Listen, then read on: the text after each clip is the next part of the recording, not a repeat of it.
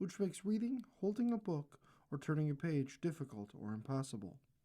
The content is copyrighted by the respective publishers. For more information, please visit us on the web at nfradioreading.org. Hello, this is Elizabeth Ortel, and for the next hour I'll be reading from the Saturday, July 11th to July 17th issue of the Buffalo Criterion on the Niagara Frontier Radio Reading Service. The first article I'd like to share with you is The Ascension of Bishop Carl Colston. Reverend Carl Colston, Ascension to Bishop, is a story of faith, perseverance, service, and leadership. A native son of Buffalo, New York, Reverend Colston's life reflects the values of hard work, commitment, and devotion to God that have guided him from his youth to his current role as senior pastor of True Love Disciples of Christ Church in Houston, Texas. Born into the respected Colston family, Reverend Colston was raised with an appreciation for family, community, and spiritual values. As a student at Riverside High School in Buffalo, he developed the character and determination that would later define his life's work. Those who knew him during his formative years recognized a young man with strong convictions, leadership abilities, and a desire to serve others. Following his education, Reverend Colston answered another call to service by joining the United States Marine Corps. The discipline, courage, and sense of duty instilled by military service helped shape his approach to leadership and responsibility. Like many veterans, he carried the lessons of honor, sacrifice, and commitment into every aspect of his life. These experiences would later become invaluable as he assumed greater responsibilities within both the church and the community. Congratulations to my old friend. Buffalo native Kim Baker competed in national contest. Kim Baker, a Buffalo, New York native who now calls New York City home, was recently voted to compete in a national art contest.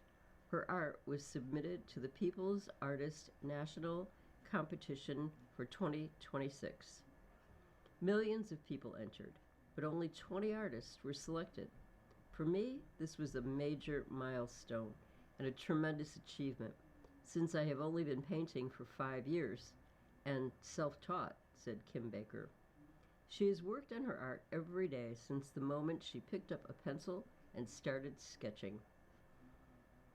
And she has never stopped creating. It has now been 1 year since that door opened for me, and I want to thank my hometown newspaper, the Buffalo Criterion, where my art was first featured. The organizers of Funk Fest also saw a drawing of Rick James, and the article that featured it, and as a result, I have been invited to participate in Buffalo Funk Fest 2026. I will have a limited edition collection of t-shirts featuring Rick James, along with signature prints of my artwork available at the event. I look forward to returning to my hometown and visiting family, friends, and supporters. Thank you to everyone who has encouraged me along this journey. The best is yet to come. There is a picture done by her of a sailboat sailing on the blue-green sea with a background of yellows and greens, maybe looking like sunset.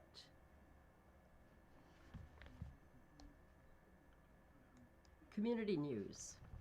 On June 26, the Bennett Wells American Legion Post 1780 at 1356 East Delavan Avenue established its 74th anniversary at the Classic 5 Banquet Center on Niagara Falls Boulevard.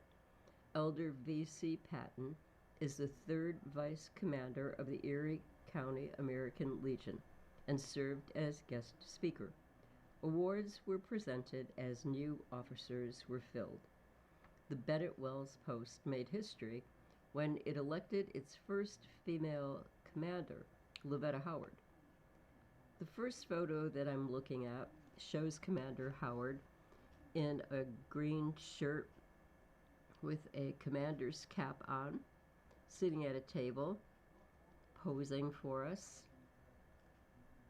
The second photo shows the current commander, Loretta Howard, and former commanders Walter Cole and Hank Jenigan. Walter is wearing a black long-sleeve shirt, and Hank is wearing a commander's cap and a Levi Strauss t-shirt and matching jeans. Another picture, Dr. James Blackburn, pastor of Greater Hope Baptist Church, celebrated his 42nd pastoral anniversary at Jasmine Inn Restaurant on June 10th. Several local pastors attended the anniversary service, and a revival was part of the celebration. This picture that I'm looking at, and will try to share by describing it to you, shows Shayna Overstreet, a recent summa cum laude graduate from Canisius University with a BA in psychology and Western New York Prosperity Fellowship recipient. She is in a white outfit with a black shirt underneath with special jewelry that she's wearing for this presentation. The next picture is Dr. Blackburn. He's in a black three-piece suit with a white hanky tucked into his pocket and a white shirt and a black and white striped tie. Deaconess Audrey Harris is in a white outfit with a white, it looks like a Tammy hat. And then Brother Aaron Digsby, who is also in a black suit with a white shirt and a black and white striped tie. In local news, GIFT continues Delaware North's long history of financial and volunteer support. The Buffalo Olmsted Parks Conservancy announced a transformational partnership with Delaware North that will strengthen both the long-term sustainability and day-to-day stewardship of Buffalo's historic Olmsted Park system. Through a comprehensive investment in both long-term sustainability and immediate operational capacity, Delaware North has committed $1 million scholarship gift to the Conservancy's endowment campaign and is supporting a new partnership between the Conservancy and the Service Collaborative that will place 5 Buffalo Service Corps AmeriCorps members in Buffalo's park to advance specialized field projects and stewardship efforts. Together, these investments represent a comprehensive commitment to preserving Olmsted's legacy while building the capacity needed to care for the park system today and into the future. The $1 million gift advances the Conservancy's endowment campaign, an effort to establish a permanent source of support for the operations and maintenance of Buffalo's internationally significant Olmsted design parks and parkways. Income generated from the endowment will provide long-term financial stability and help safeguard the future of Buffalo's historic landscapes. At the same time, Delaware North's support of partnership with the Service Collaborative's Buffalo Service Corps will bring 5 AmeriCorps members to the Conservancy's operations team. Working alongside Conservancy staff, members will support specialized projects across the park system, including landscape stewardship, ecological management, restoration initiatives, and horticultural projects. Buffalo's parks are among the region's most important public assets, said Delaware North CEO Jerry Jacobs Jr. They improve quality of life, strengthen neighborhoods, attract visitors, and contribute to our community's economic vitality. We are proud to support the Conservancy's vision by investing in both the long-term sustainability of the park system and the people who care for it every day. Designed by Frederick Law Olmsted, Buffalo's park system was the first coordinated system of parks and parkways in the United States and remains one of the nation's most significant historic landscapes. The Conservancy's endowment campaign seeks to establish a permanent financial foundation that will support the care and preservation of these treasured public spaces for generations to come. A photo is also included with this article. City of Parks Interim Commissioner Steve Bacilli, Deputy Mayor Maria Witt, Service Collaborative of Western New York Executive Director Kate Serrata, Buffalo Olmsted Parks Board Chair Amy Abrahamson, Buffalo Olmsted Parks Executive Director Katie Stevenson, Mayor Sean Ryan, Delaware North CEO Jerry Jacobs Jr. In another article from the Criterion, page 2, Toward a Better Life by Eva M. Doyle. This columnist was saddened to learn of the passing of Dr. Juwanza Kunjufu, who made his transition on April 21st, 2025. Dr. Kunjufu was well known for his books and lectures on how to educate Black students successfully. I invited Dr. Kunjufu to Buffalo several times to speak to parents and educators on how to teach and motivate our students to learn. He also was invited by community and church groups for many years to come to Buffalo. Dr. Kunjufu was the founder and of the publishing company African American Images. He wrote over 40 books on education and history. His company released the following statement: "It is with deep sadness that we announce the passing of our founder, Dr. Juwanza Kunjufu. Keep our team in your thoughts and prayers." He was a renowned writer, educator, publisher, who dedicated his career to addressing the ills affecting Black culture in the United States. In addition to writing over 40 books, he also produced videos on African American history and education for both students and teachers. One of his most famous books is entitled Counting the Conspiracy to Destroy Black Boys. This was one of his films that I showed at the Frank E. Merriweather Library many years ago. I also showed his film From Pyramids to Dungeons. It is a film that includes little-known history of Africa. I also showed this film and introduced many of his books to the audience. I wrote an article in this column entitled A Message from Educator and Scholar Dr. Juwanza Kunjufu. It was a message to educators on how to better educate students in our school system. I raised the money to bring Dr. Kunjufu to Buffalo. He spoke to a packed audience at the Performing Arts Academy located on East Ferry Street. Dr. James Williams was the superintendent of schools at that time. The audience included teachers, students, parents, and community leaders. His lecture addressed all levels of education. Dr. Kunjufu has conducted numerous workshops across the country. Other books he authored are Keeping Black Boys Out of Special Education, Understanding Black Male Learning Styles, Developing Positive Self-Images and Discipline in Black Children, 200 plus educational strategies to teach, and Lessons from History for both elementary and secondary age students.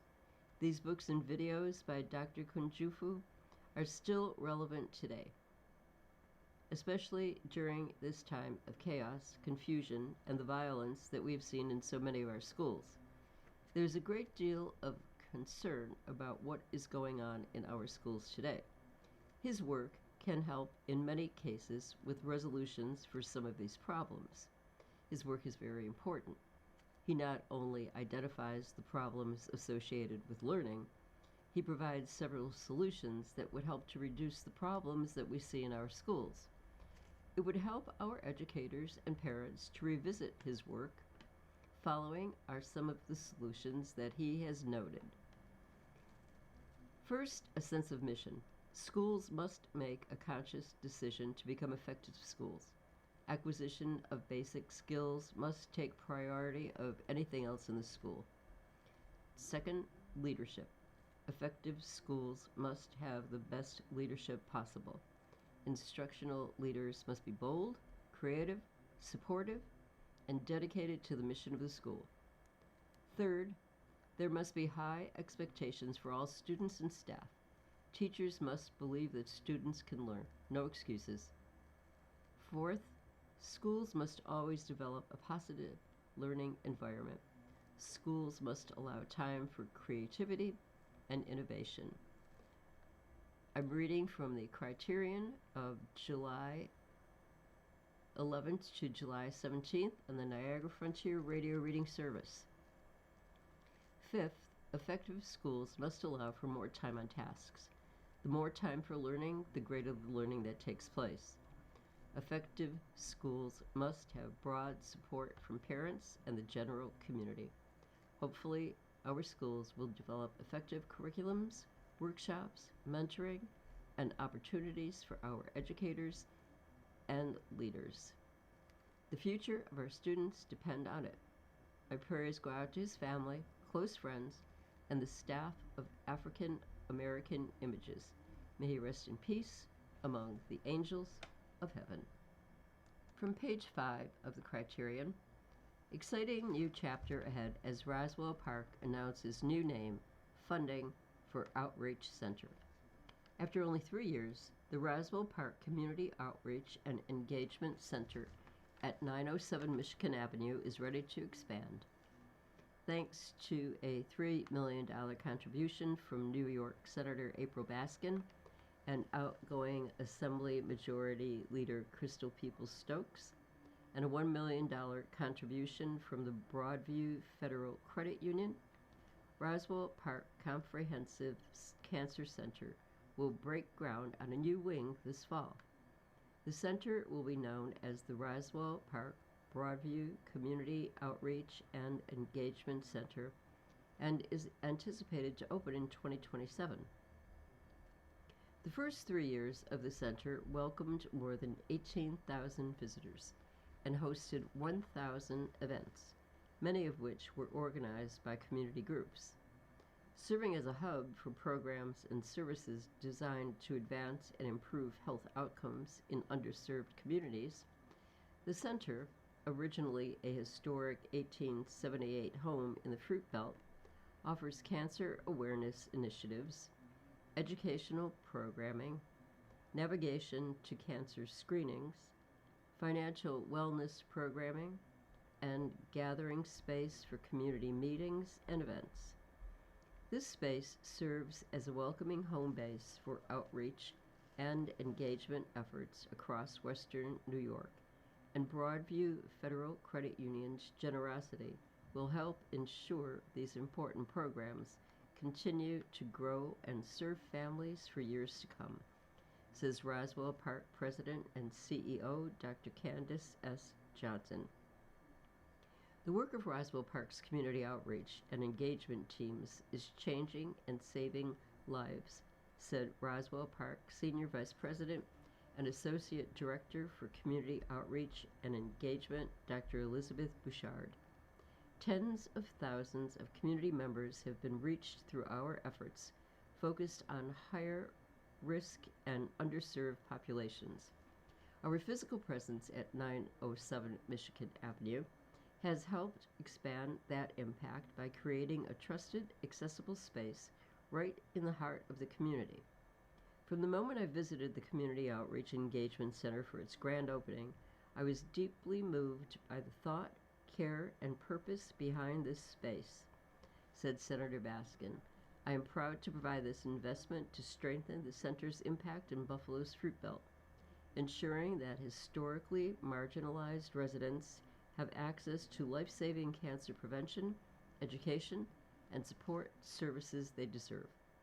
Roswell Park Comprehensive Cancer Center continues to make good on their promise to better serve the community.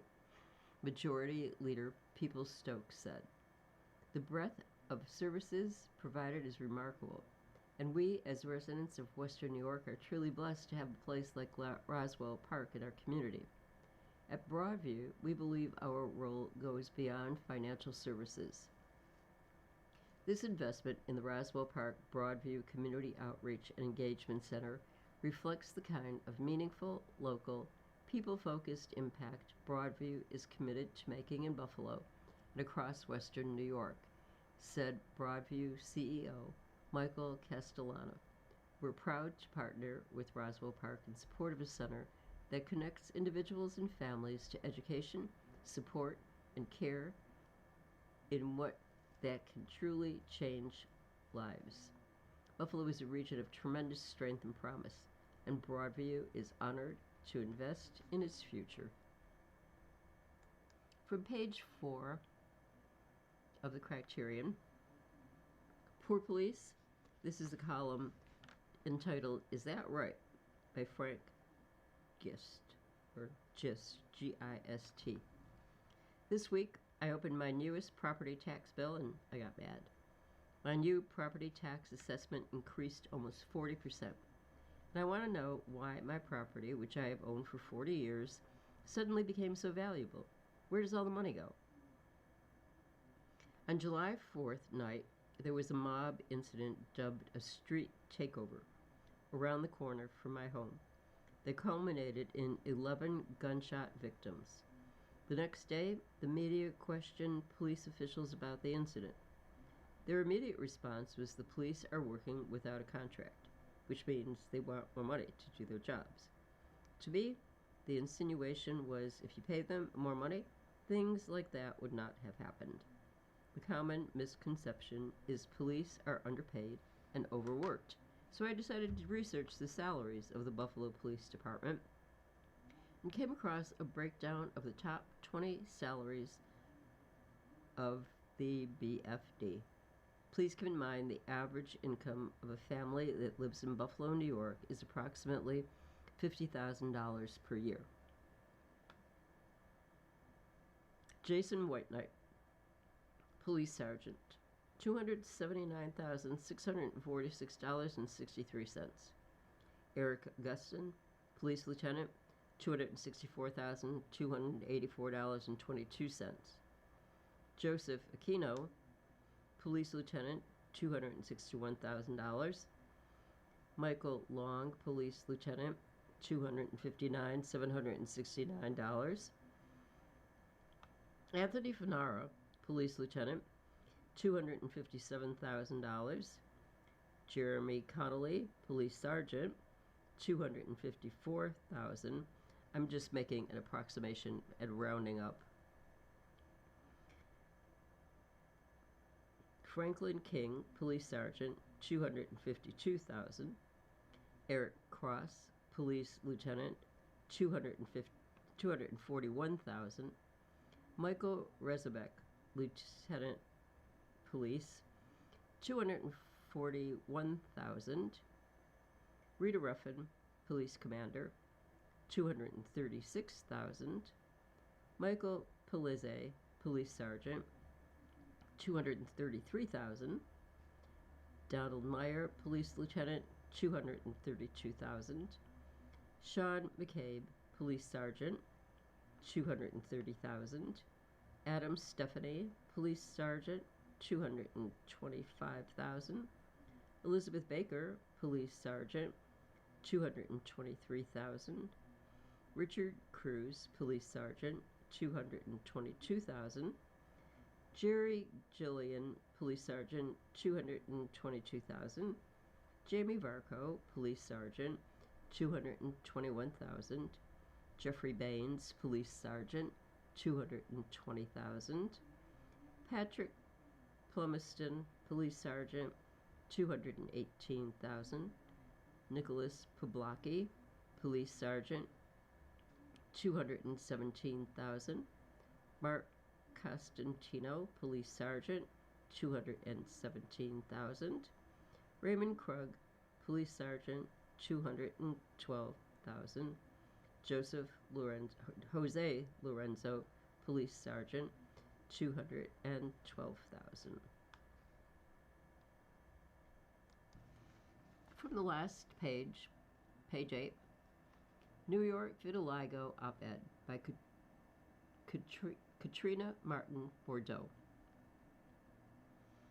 As a registered nurse and chair of the National Action Network Health Committee, I work every day to promote equity in healthcare and to ensure that everyone has access to the treatments they need, regardless of the color of their skin or zip code.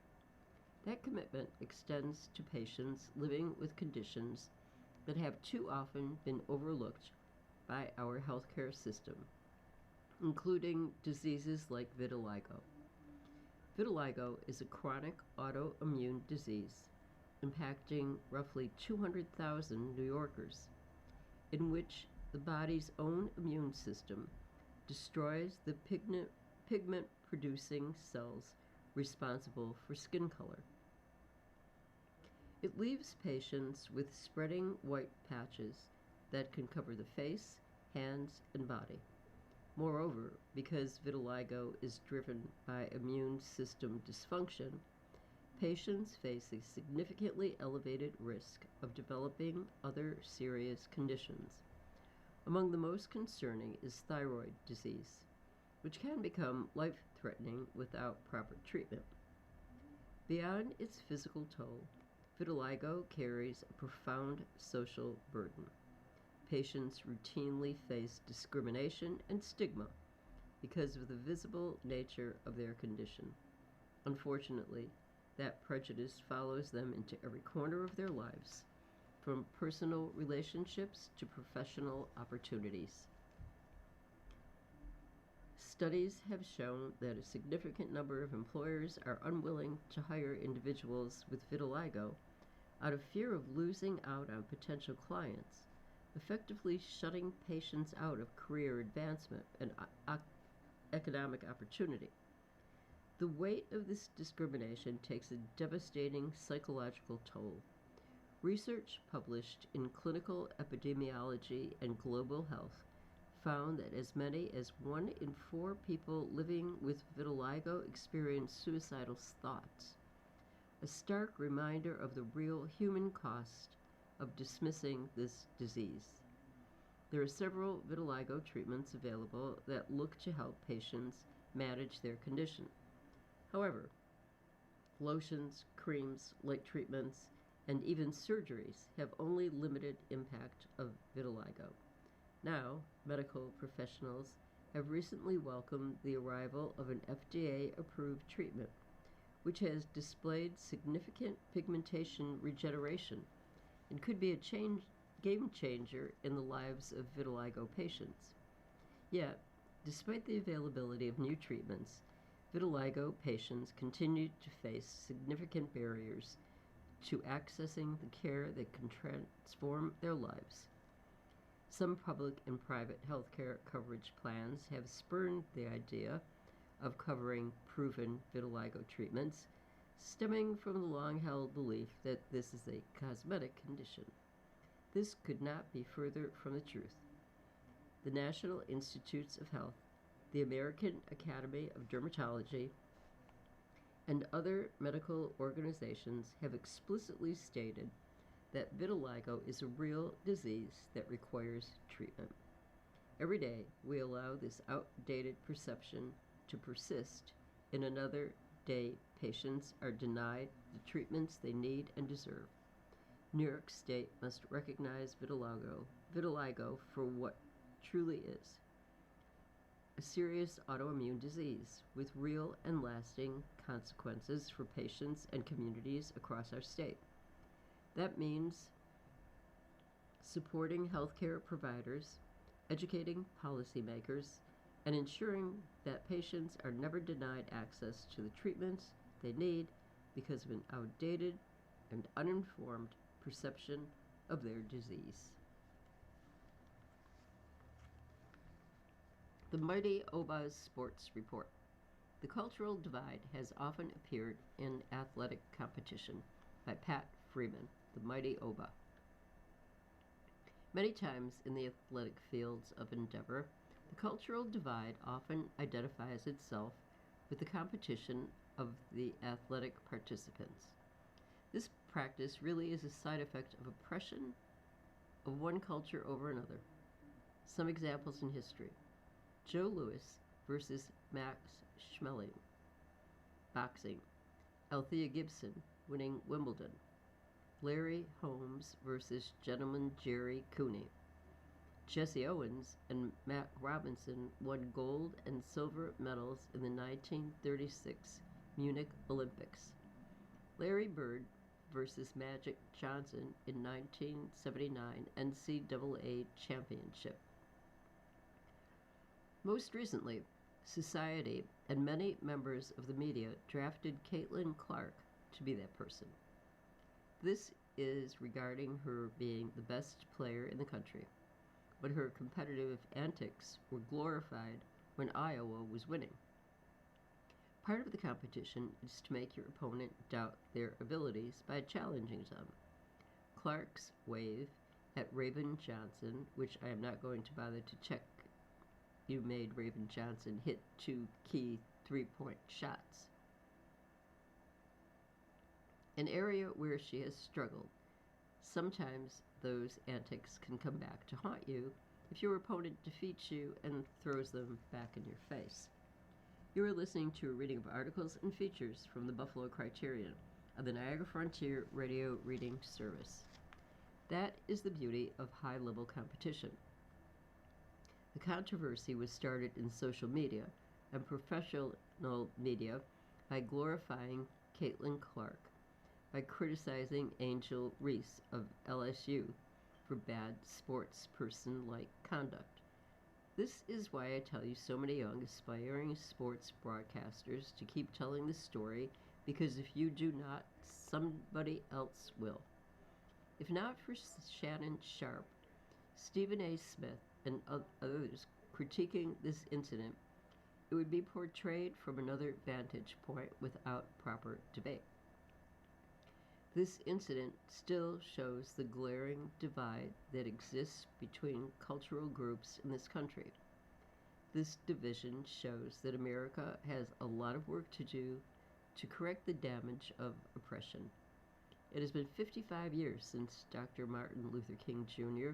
was assassinated in Memphis, Tennessee, and many feel that we as a nation seem to be going backwards instead of progressing to the point that everybody understands that there is but one race on this earth, and that is the human race.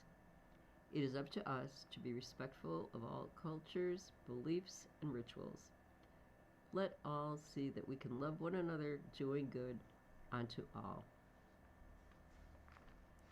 American Legion Jesse Clipper Post number 430 welcomes new post commander.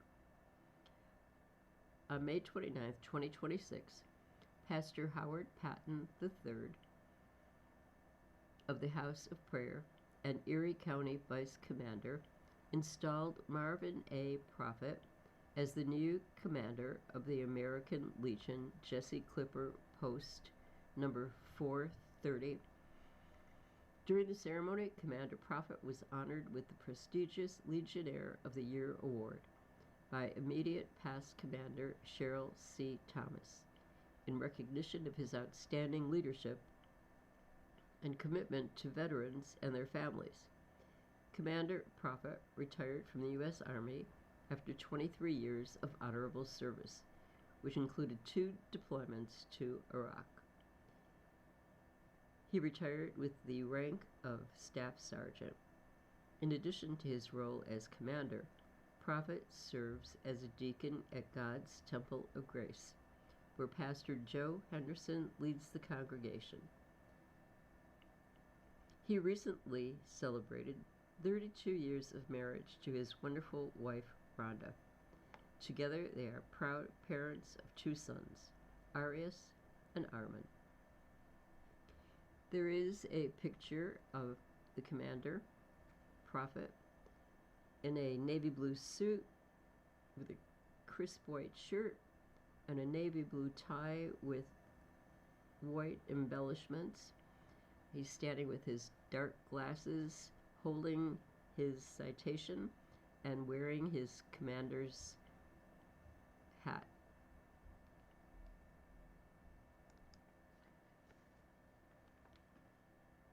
The Black National Anthem, A Song of Faith. Eye on History by Eva M. Doyle. As we celebrate the 250th birthday of this country, it is important to remember the history of African Americans and the role our ancestors played in the development of this country on all levels. This should be an opportunity for all Americans to learn about an important part of African American history. One of the songs that have told the story of our struggle and the hope for the future is the Black National Anthem. The author of the Black National Anthem was James Weldon Johnson. The original title is Lift Every Voice and Sing. Johnson was an author, lawyer, diplomat, civil rights leader, and the first African American professor at New York University in 1934. James Weldon Johnson wrote the lyrics for the song, and his brother J. Rosamond Johnson wrote the music. They both made contributions to music on Broadway. In his biography, he recalled that a group of young men in Jacksonville, Florida, arranged to celebrate Abraham Lincoln's birthday in 1900. A choir of 500 children sang it in honor of President Lincoln. The song became very popular, and African Americans sang it at churches, schools, and at various community events. The song reflected the African American struggle for freedom, tracing our history from enslavement, the Jim Crow era, segregation, to the Civil Rights era. We continue to sing it today as a reminder of our journey to freedom. Through it all, African Americans retained hope and faith that one day equality would be achieved. Today, we honor James Weldon Johnson and his brother for this powerful song. The words are a powerful reminder of the Black experience in America. The following is an excerpt of the Black National Anthem that continues to give us hope. Lift every voice and sing, till earth and heaven ring with the harmonies of liberty. Let our rejoicing rise, high as listening skies. Let it resound as loud as the rolling sea. Sing a song full of the faith that the dark past has taught us. Sing a song full of the hope that the present has brought us, facing the rising sun of our new day begun. Let us march until victory is won. Are Black workers being hired in the fast food industry anymore? This is an article by Betty Jean Grant. About a month ago, this writer stopped at the McDonald's restaurant on East Utica Street to grab something to eat. As I was eating my lunch, I noticed that all the workers that I could see, including those working in prepping the sandwich, were young Asian women. I thought that it was cute to have a restaurant staffed with only women, until I realized that the East Utica Street McDonald's has a high African American customer base. Yet no person of African origins was working that particular shift. Put that situation down to being a fluke until I visited the restaurant again a few weeks later. And although there was a Black female working, the majority of the workers that day were still young women of Asian ancestry. I thought it was odd that a restaurant in the heart of the East Side that had hired young Black men and women as its primary source of employees for decades seemed not to be in the business of hiring Black workers anymore. This week, during one of my daily travels over to my grandson's home, I stopped by the restaurant again and was surprised to see on this particular day most, if not all, of the workers seemed to be Latin descent. No one in the restaurant was speaking English, and everyone was communicating in Spanish. I felt kind of funny because it was strange to hear a language other than English or Arabic being spoken inside of an East Side eatery. While I waited for my food to be prepared, I took a look around the room.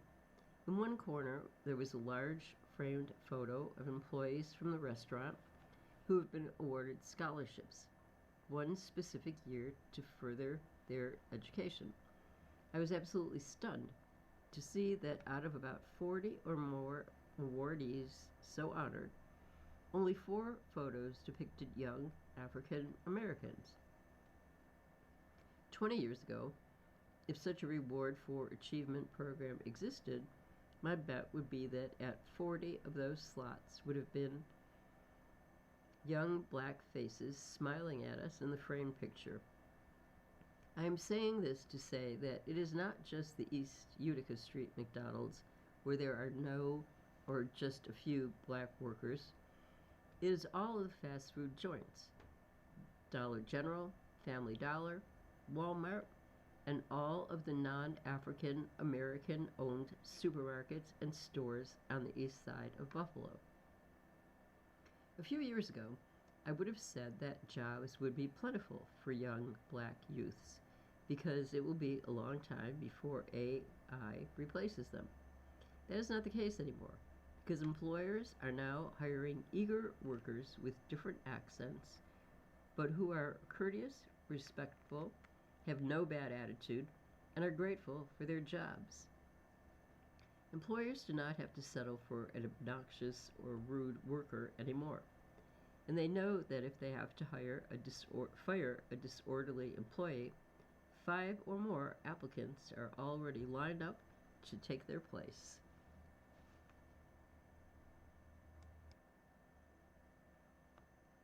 On page 4 of the Criterion is an article entitled "And Our Flag Still Waves" by Norman Franklin. The Star-Spangled Banner, our national anthem, was written during a time when we were fighting to become a nation, the land of the free and the home of the brave. We now find ourselves engaged in a fierce ideological battle, as policies antithetical to the forward progress towards one nation under God are exploding day and night in our social and political America. We hold on to that hope, declare that our flag still waves. That hope has proved resilient. The flashes of bombs exploding in battles for national defense gave proof that the ideas of the flag symbolizes were still grounded. We had a collective consciousness of the hope in the promise of America. The ideological battles are more nuanced. They are a partisan blend of social, political, and religious beliefs. The ideological syncretism is justified in their lived experiences within a compressed society where melanin too often determined worth. These battles are grounded in our inherited social strata, a premise woven into the founding documents that became the undercurrent that flowed through the infrastructure of the nascent democracy. 2 centuries later, what was a premise became policy. We the people carried the implicit hierarchy of political power organized around white male property owners. The property included land and sometimes human beings. The bombings of churches, the firelit skies of domestic terrorism, ritual crosses burning, and night lynchings, and the bloodied bodies of peaceful protesters that were the signature of the civil rights era didn't desecrate the flag. It still waved. But these ideological conflicts gave proof that the liberty that the flag represented was frayed along the edges. The policy became the ideological framework of an America 250 that normalizes disrespect, casts dehumanization as humor, and insults national figures without correctives from leadership. It is imperative that we answer for ourselves this question. Does the flag continue to symbolize the hope of America? These are battles of ideas, an ideological redefining of America. The flag still waves, but the loyalty has shifted. Ideological patriotism is the undertow of sweeping policy changes that undercut our progress toward one nation under God. Gerrymandering is the legislative assault on diverse representation. The dismantling of the Voting Right Act disempowers the voice of resistance, a necessary voice that restrains governance from becoming authoritarian. Conspiracy narratives of stolen elections and voter fraud discredit the integrity of the polling system. Confidence in the process is diminished. Partisan politics paint opponents as unpatriotic, their policies as unchristian, and their purpose is to destroy America. Ideological battles, but the flag still waves. You are listening to a reading of articles and features from the Buffalo Criterion on the Niagara Frontier Radio Reading Service.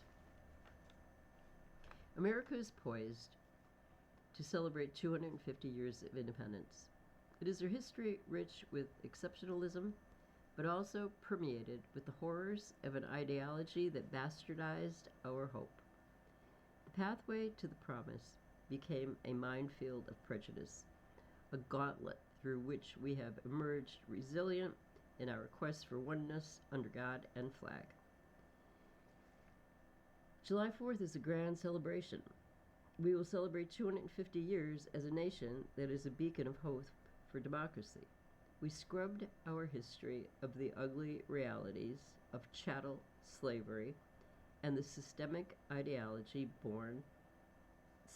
injustice born of that ideology. If we are to celebrate our exceptionalism, we must be honest about the history that defines us. We must acknowledge the strong backs of the oppressed that built this nation.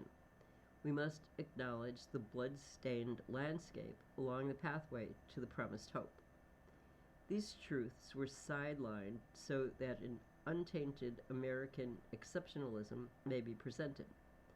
The flash of bombs bursting in the air, battles of national defense and the cultural conflicts, ideological battles for the soul of America gives proof. The flag still waves. What this generation and future generations must ask, does the flag that still waves symbolize the hope of the Declaration or the loyalty to the ideological grip that holds the nation? History will record the truth. You cannot silence history. From the state news on page 3, CCA demands emergency protections and fair pathways home as dangerous heat wave grips New York prisons. As a dangerous heat wave grips New York, advocates are calling on Governor Kathy Hochul and the Department of Corrections and Community Supervision, DOCCS, to take immediate action to protect incarcerated people from life-threatening temperatures inside state prisons. With many prison cells and dormitories lacking air conditioning or adequate ventilation, advocates warn that extreme heat compounds the state's ongoing crisis of neglect, illness, and death behind bars, and underscore the urgent need for both emergency protections and fair pathways home for people incarcerated in New York prisons. Reports from individuals currently incarcerated across the state detail a deepening, widespread crisis. At Greenhaven, incarcerated individuals report torturous humidity in living quarters, leaving those who cannot afford to purchase personal fans to suffer through dangerous, uncooled conditions. At Woodbourne, incarcerated individuals report being denied evening recreation despite temperatures remaining in the high 80s and low 90s. At 5 Points, incarcerated individuals report widespread heat-related medical complications. Facility operations are severely disrupted, with rehabilitative programming largely shut down and the National Guard deployed to cover acute staff shortages. Furthermore, the continued use of solitary confinement exacerbates the heat risks.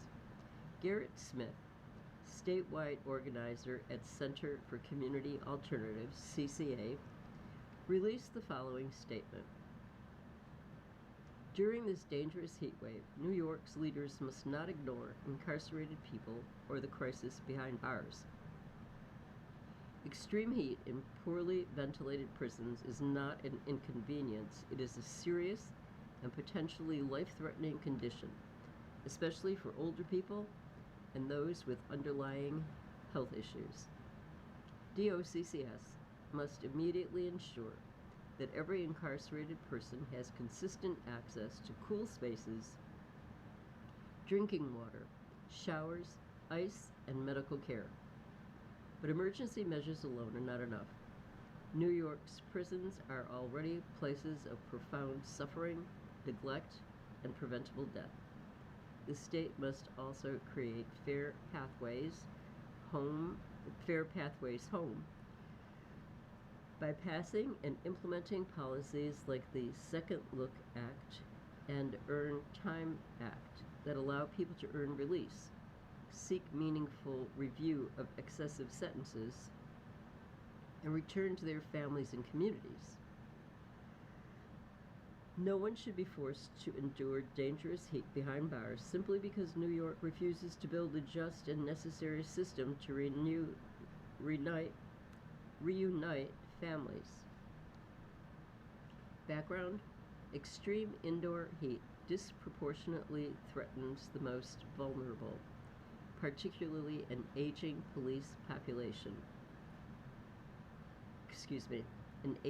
prison population, and individuals taking psychiatric or medical prescriptions that inhibit the body's ability to regulate temperature. Nearly half of the people who have died in New York prisons in 2026 were 57 or older.